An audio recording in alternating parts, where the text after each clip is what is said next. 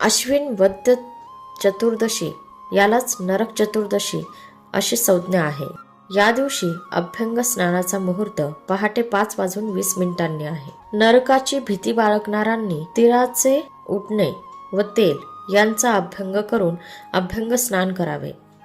सीता लाष्ठ सभायुक्त संकट कदलान्वित हर पाप मपा मार्ग भ्राम्यमाण पुन्हा पुन्हा असा मंत्र म्हणून नांगराने उकरून काढलेले मातीचे ढेकूळ, आघाडा व दुधी भोपळ्याचा वेल असे पापनाशार्थ डोक्यापासून पायापर्यंत 3 वेळा उजवीकडून फिरवावे.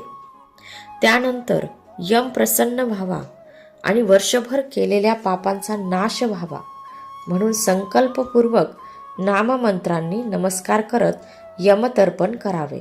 यमाय धर्मराजाय मृत्यवे चांतकाय च वैवस्वताय कालाय सर्वभूतक्षयाय च औदुंबराय दध्नाय नीलाय परमेष्ठिने पृकोदराय चित्राय चित्रगुप्ताय वै नमः.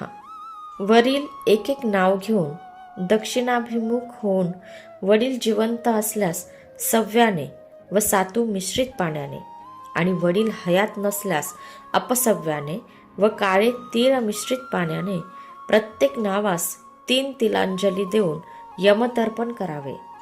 या यमतर्पणाने अपमृत्यू, रोगराई तसेच शनिपीडेपासून संरक्षण मिळते. या दिवशी प्रदोषकाळी सर्वत्र दिवे लावावेत. या दिवसापासून पुढे 3 दिवस दीपावली असते म्हणून मंगल स्नान व संध्याकाळी दीपदान करावे.